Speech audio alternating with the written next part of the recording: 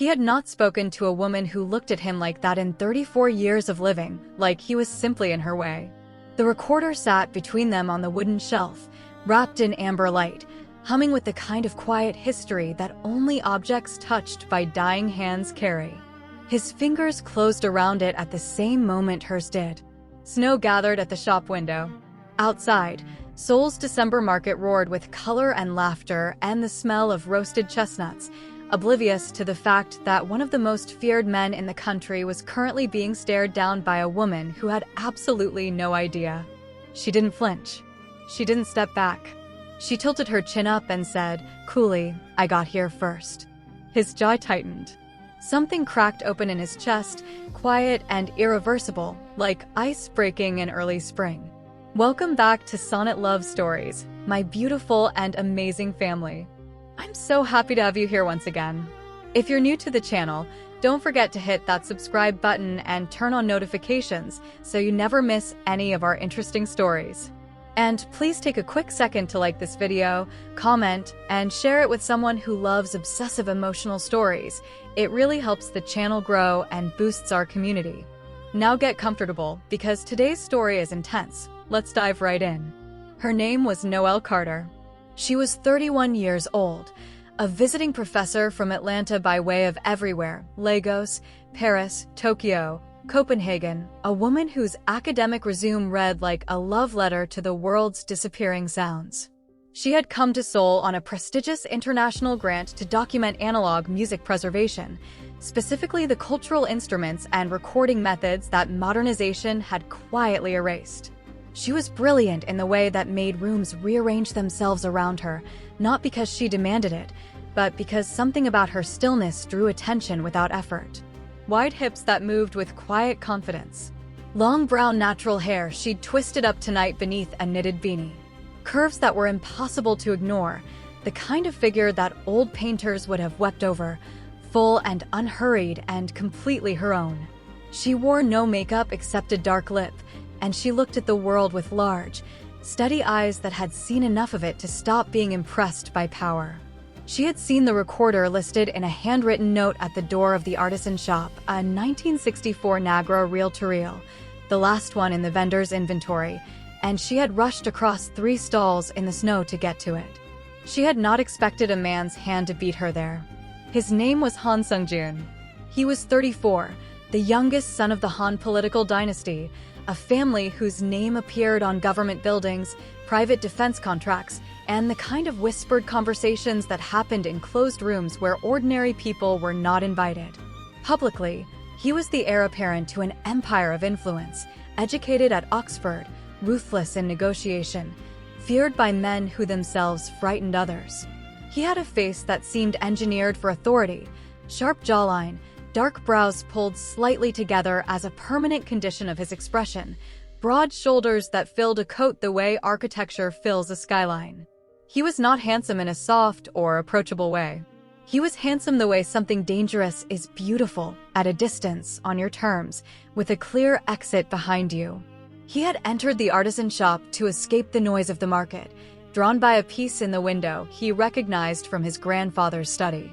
He had not come to be challenged by a stranger. He had certainly not come to feel anything. "You didn't," he said. His voice was low and precise, the kind of voice that had spent years being listened to without question. "I did," she said. "My hand is literally on it right now. Yours came after." He looked at her hand. He looked at his. He looked at her face, which was completely unimpressed, and something strange happened to the air between them. "I'll pay double whatever you intend to offer," he said. "I'm not selling it to you. I'm buying it for myself. Everything has a price." She tilted her head. "That might be the saddest thing I've heard all week." A beat of silence passed. The shopkeeper behind the counter had gone very still, watching with the wide eyes of a man who had learned to recognize when a room had the potential to become complicated. Sung-jun studied the woman in front of him. She was not afraid. She was not performing confidence to mask fear. He knew that particular performance too well, had watched it on the faces of men 3 times her age. This was simply her. Whatever she was entirely and naturally it. He found, to his own discomfort, that he could not look away. Share it, he said finally. She blinked. What? We share ownership. I have access on certain dates. You take it the rest of the time. Neither of us loses. The silence stretched. You're serious, she said. I don't make jokes about things I want. The way he said it made her pause, not with fear, but with something she couldn't immediately name. She looked at him for a long moment. Then she laughed, short and surprised, and the sound of it did something to him he couldn't immediately explain. Fine, she said. But I set the terms. He almost smiled. Of course you do. They negotiated the arrangement with the stunned shopkeeper as witness, exchanged numbers like a business transaction, and stepped back out into the market together with no plan and no explanation for what happened next, which was that neither of them left. They walked. It was not a decision so much as a gravity. She moved through the market the way she did everything fully, without apology, stopping to listen to a street musician's Gaegeum, asking questions of a grandmother selling handmade lanterns in broken Korean that somehow charmed the woman into giving her one for free. He walked beside her in silence at first, hands in his coat pockets, watching. He could not remember the last time he had watched someone rather than manage them. You're not from Seoul, she said, not looking at him. Neither are you. I'm from Atlanta. I teach cultural studies and ethnomusicology at Emory. Visiting professorship here at Yonsei University through spring. She finally glanced at him. You. I work in finance, he said. Which was true. It was simply not complete. She accepted it without pushing. He appreciated that more than he expected to. They found a pojangmaka tucked between stalls, sat on plastic stools beneath a plastic canopy while snow began to fall in earnest, and drank hot coffee from paper cups. She told him about the project, the sounds that were disappearing, the way a culture's emotional memory lived inside the instruments it abandoned, the tragedy of a recording that no one would ever hear again because the machine to play it no longer existed. She spoke with her hands. She spoke like someone who had learned that not everyone deserved her full attention and was choosing, for reasons she hadn't examined yet, to give it to him anyway. He told her almost nothing, but he listened in a way that people had never listened to him, not to extract information, not to calculate advantage, simply to hear. You're not actually in finance, she said when they had been sitting for nearly an hour. He looked at her. People in finance talk about themselves constantly, she said. You haven't said anything real, which means either you're lying about your job or you're lying about something bigger. She watched him carefully. Either way, you're excellent at it, which tells me it's a practice skill, not a personality trait. The snow fell between them. Most people, he said slowly, don't notice things like that. I study disappearing things, she said. You get good at noticing what's missing. He was quiet for a long time. Then, with a precision that surprised even himself, he said, I'm very good at being exactly what people need me to be. I have never been particularly good at being what I actually am. She held his gaze. There was no pity in her eyes, which he would have found unbearable. There was recognition, the kind that comes from someone who has lived their own version of the same sentence. That sounds exhausting, she said. It is. The lantern above them swayed in the winter wind. He looked at her in the amber light, the snow in her hair, the dark lip, the way she held her cup with both hands, and felt something he had no framework for, a specific and inconvenient kind of wanting that had nothing to do with strategy. They parted an hour later at the edge of the market. She shook his hand like a professional, which made him want to laugh, and disappeared into the crowd with her lantern and her recorder receipt. He stood in the snow for a long time after she was gone. 2 weeks later, she walked into Yonsei University's faculty lounge for visiting scholars and found him already there. He was standing near the window in a dark suit, speaking in low tones with the university's provost, who was nodding with the specific attentiveness of someone whose professional future was being quietly held in someone else's hands. Sungjun's eyes moved to Noelle the instant she entered the room, not with surprise, but with something that looked dangerously like recognition. She stopped walking. He excused himself from the provost with a word and crossed the room. Finance, she said flatly when he reached her. Adjacent, he said. You're a donor. The Han Foundation funds 3 research initiatives at this university, yes. She stared at him. "You knew I was here." "I knew," said Yancey. "I did not engineer this meeting." He paused. "Though I find I'm not sorry about it." She looked at him for a long, dangerous moment. Every professional instinct she had was telling her to set a boundary, to draw a clear line, to remember who she was in this building: respected, earned, legitimate, untouchable. She had fought for every degree she held, crossed every ocean with her own money and her own will, and she was not the kind of woman who let a beautiful, powerful man scramble her internal compass. She remembered, though, the snow, the coffee, the way he had said exhausting like it cost him something to admit it. "You should know," she said, "that I don't mix personal with professional. Ever. I'm not suggesting you should. And I won't be impressed by money or influence." "I know. Then what exactly are you suggesting?" He considered her with those dark, careful eyes. "Coffee," he said. "I'm suggesting coffee." She should have said no. She knew she should have said no. She could feel, even then, the specific quality of danger that surrounded this man. Not violence, but gravity. The particular danger of someone who could pull you out of orbit without either of you intending it. "My office," she said. 9 o'clock. Bring your own cup." She walked away without looking back and spent the rest of the faculty reception reminding herself, quietly and firmly, that this was nothing. It did not feel like nothing. The 9 o'clock meetings became a habit inside 2 weeks. He came every Tuesday and Thursday, exactly on time, with coffee from the artisan place 3 streets away, her order memorized after the first time she mentioned it offhandedly. He did not make a show of it. He set it on her desk and sat in the chair across from her, and they talked about everything except what was building between them. Her research, his family's philanthropic history, the ethics of cultural preservation, the loneliness of ambition. She graded papers while he read beside her in comfortable silence, 2 people who had independently decided that this was manageable and were equally wrong. She noticed, around week 3, that he watched the door when she left it open. Not out of paranoia, out of attention.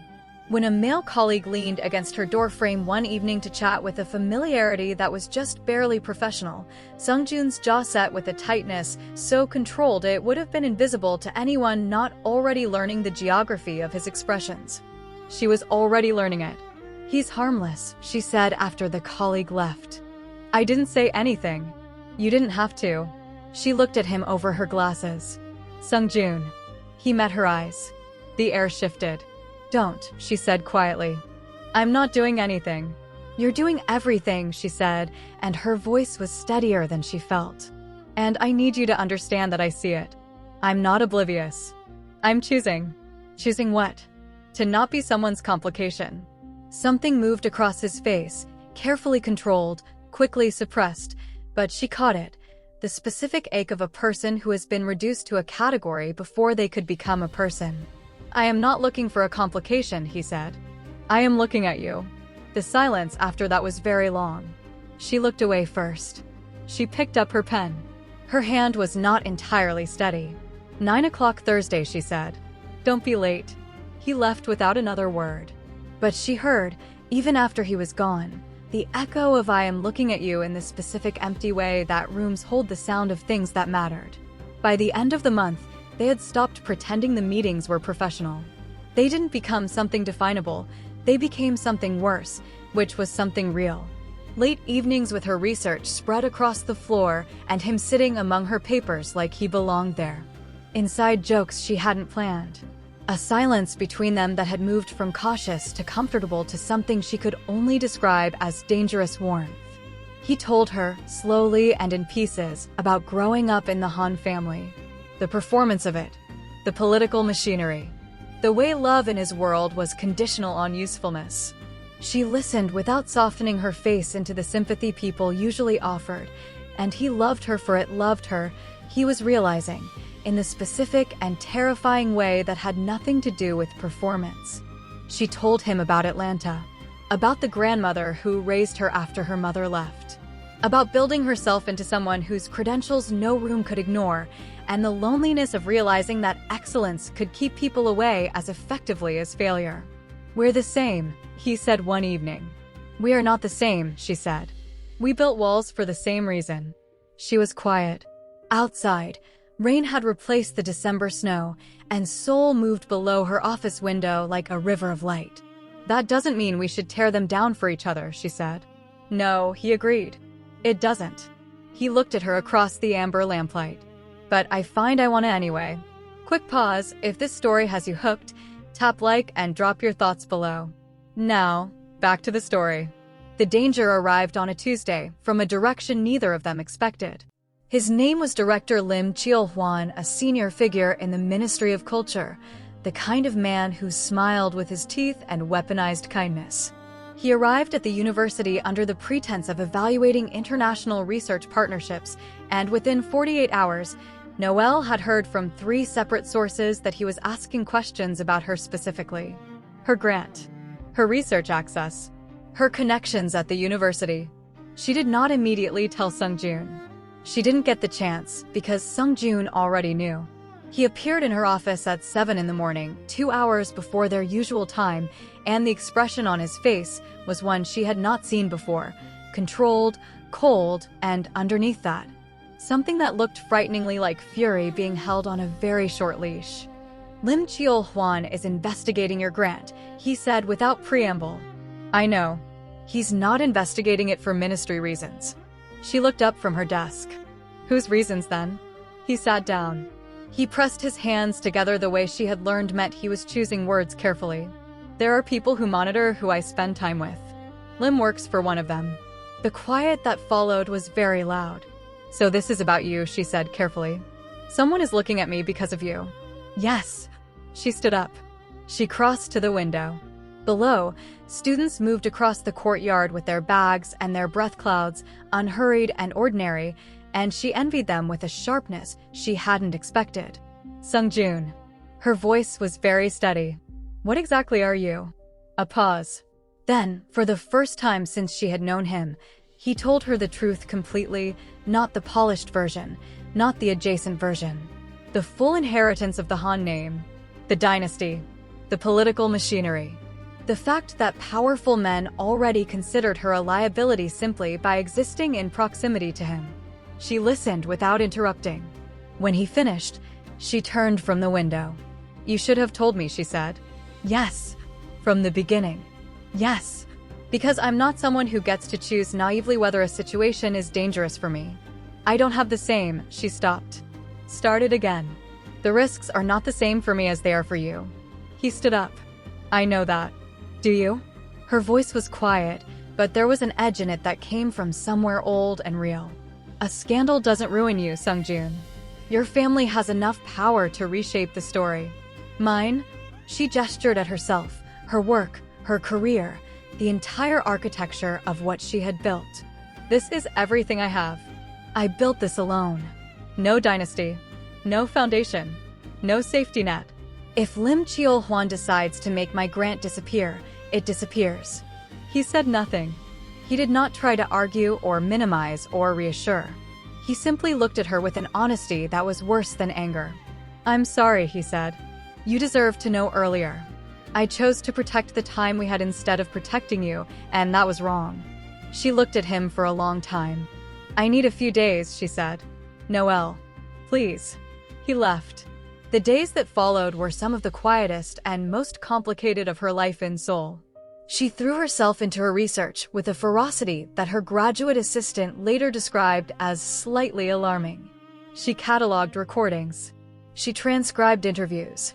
She did not call him.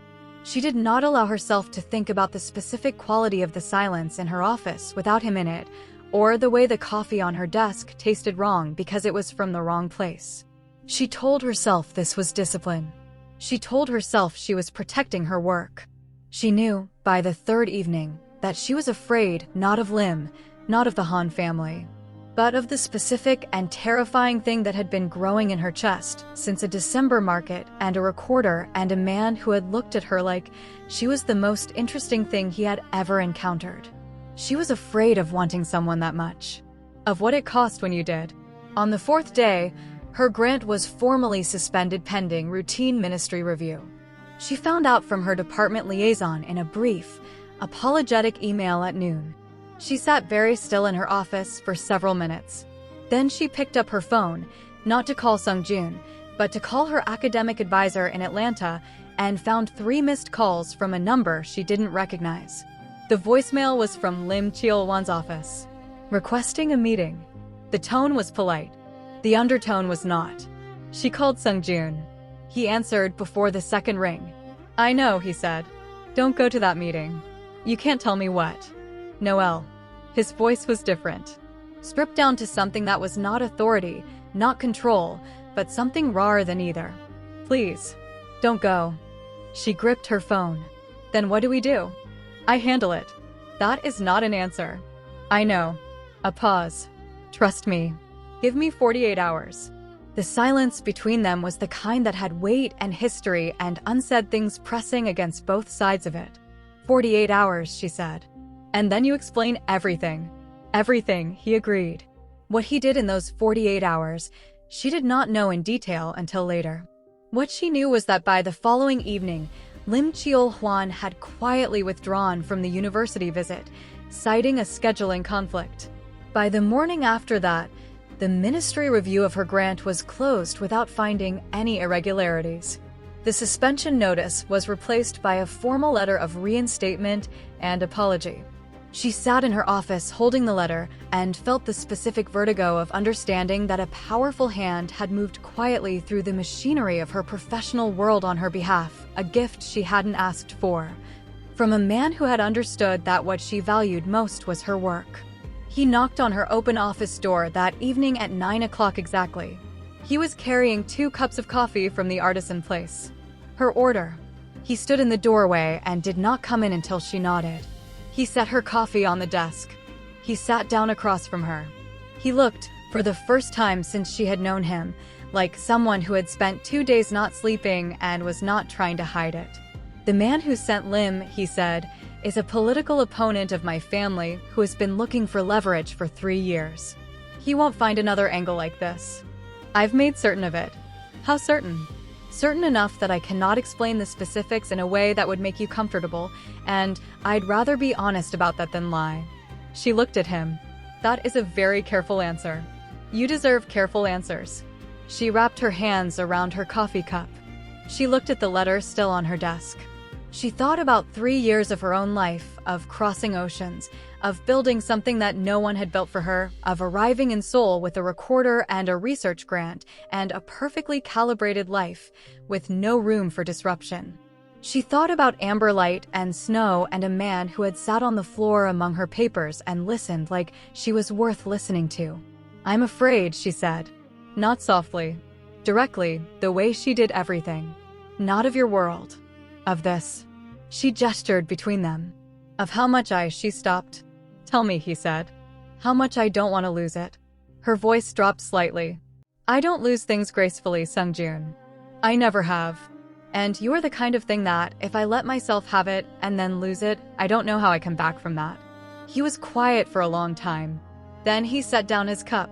He leaned forward, elbows on his knees, and looked at her with the unguarded expression she had glimpsed in pieces, the one beneath all the architecture, the one that belonged only to the private room inside him that had been empty for a very long time. "I have spent my entire life," he said slowly, "being something that other people needed me to be. Dutiful or dangerous or useful or ornamental, depending on the room. I have never," he paused, continued, "I have never wanted anyone to simply know me. Until you. And that is frightening in its own way, because I don't know how to want something that I can't protect or control or negotiate." She looked at him. "But I am asking," he said, "for the chance to try." The rain had returned to Seoul, soft against the office window. Somewhere in the building, a door closed. The lamp on her desk threw amber light across the space between them. She crossed it first. She stood up and walked to where he was sitting, and he rose to meet her, and when they were close enough that she could see the exact way his expression changed, the specific crumbling of every wall he had ever built, the held breath of a man who had never been chosen. She put her hand against his jaw, and he closed his eyes. What happened next was not a story for the room. It was something that belonged only to them, two people who had fought hard against a specific gravity and finally stopped fighting, and the city went on below them without knowing. What the city did not know was that it was only the beginning. The weeks that followed were the most alive either of them had felt in years. He was not easy. She had not expected him to be. He was possessive in the way of people who have rarely allowed themselves to want, intensely, quietly, with a watchfulness that she sometimes found maddening and sometimes found the most comforting thing she had ever experienced. He remembered everything she said. He appeared where she was without making it feel like surveillance. He had a way of standing slightly in front of her in crowded spaces that she told him twice to stop, and then stopped telling him because she had realized, to her own irritation, that she didn't actually want him to. She was not easy either. She argued about everything she believed in. She needed her mornings alone. She had a temper that ran hot and quiet simultaneously. She would go silent before she went sharp, and he learned to read the silence the way she had learned to read his jaw. They fought about real things, his instinct to solve problems she hadn't asked him to solve, her instinct to refuse help she actually needed, the ongoing negotiation between two people who had both built independence as armor and were slowly, carefully, taking it off. His family found out in February. It arrived in the form of a private dinner invitation, or more accurately, a summons from his mother, a formidably composed woman who had spent 40 years curating the Han family's public image with surgical precision. Sungjun did not tell Noel about the dinner until after he had attended it alone. How bad? She asked when he came to her that evening, expression unreadable. Manageable, he said. Sungjun. She said what I expected her to say. Which was? He looked at the window. That you would complicate things. That the optics, he stopped. I told her that I didn't come to this dinner to negotiate your value. I came to inform her that you were not a phase. The silence stretched. You said that, she asked. I also said something rather less diplomatic that I won't repeat, but the meaning was the same. She stared at him. Something moved through her, something that felt dangerously like the words she hadn't yet let herself say. What does that mean for your family? It means there will be a period of difficulty. And then it will be what it is. He turned from the window and looked at her directly. I have spent my life being managed by the expectations of other people. I am 34 years old. I have one thing that is entirely mine. I'm not negotiating it. She crossed to him. She took his face in both hands this time, and he looked at her with the open expression that she now understood he gave to no one else in the world. You are the most impossibly stubborn person, she said. You are the second most, he said. She laughed. He smiled, a real one, the rare kind that rearranged his whole face into something that looked like rest. Spring came to Seoul without asking for permission, and the city bloomed in layers. Cherry blossoms over market streets, warmth returning to the Han River walkways, the university campus softening from its winter severity into something almost gentle. Her research was nearly complete. The grant period had 2 months remaining. The recorder, the 1964 Nagra, the beginning of everything, sat in her office on a small shelf, played regularly, its reels turning through sounds that had almost been lost. She had not told him she was thinking about leaving. He found out from her graduate assistant, who mentioned it without understanding the weight of it. He arrived in her office on a Thursday evening, not 9 o'clock, earlier, without coffee, without his usual composed entrance, and she knew from the way he walked through the door that he knew. When, he said. End of term, she said. She had rehearsed this. She had told herself she would be clean and clear and professional about it. Emory has offered me a full endowed chair. It's what I've been working toward for a decade. I can't. I know, he said. He sat down. He looked at his hands. I know you can't. The silence was the worst kind, the kind full of things that were true and painful simultaneously. I'm not asking you to stay, he said. I want to. I want it more than I have wanted anything in a very long time. He looked up. But I've learned, because of you, that wanting something is not the same as having the right to keep it. She felt the tears before she expected to, not dramatic, not performative, just the specific pressure of something being genuinely moved. I don't want to lose this, she said. Then don't. He stood up. He crossed to her. He stood close enough that she could see the very deliberate steadiness he was holding himself to. Atlanta is a flight. My life is not so fixed that it cannot include a flight. She looked at him. You would do that. I would do considerably more than that, he said quietly. I would do whatever this looks like, in whatever shape it has to take. I am not asking for permanence on my terms. I am asking if you want me in whatever terms exist. The lamplight. The city through the window. The recorder on its shelf, quietly existing as proof that some things were worth the effort of preserving. Yes, she said. I want you.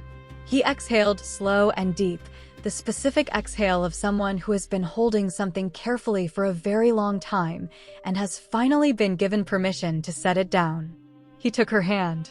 She turned her palm up and held his. Outside, Seoul's spring evening moved on without them, full of ordinary people living their ordinary lives, and inside the warm amber of her small office, two complicated people who had chosen each other despite every reasonable argument against it stood in the quiet truth of that choice. Later, she would remember the moment differently than it happened, softer, perhaps, or more cinematic. But what she would always remember accurately was the way he said her name. Quietly. Just once. Like it was the only word he needed. She understood then what he had been wanting since a December market and a recorder and a woman who had not moved out of his way. Not worship, not possession, not the performance of love. Simply this. To be known by someone who looked at him without flinching. To hear his name in a voice that meant it. She said it back to him, softly, the way the city holds a secret close, careful, like something worth keeping. The recorder turned in the quiet. Somewhere in its reels, a sound that had almost disappeared kept playing. Some things, it turns out, are exactly worth preserving. You made it to the end, and that means you're truly part of the Sonnet Love Stories family. Thank you for your support. Like the video, drop your thoughts in the comments. I'll be replying as always, and stay subscribed because the next story is already waiting for you.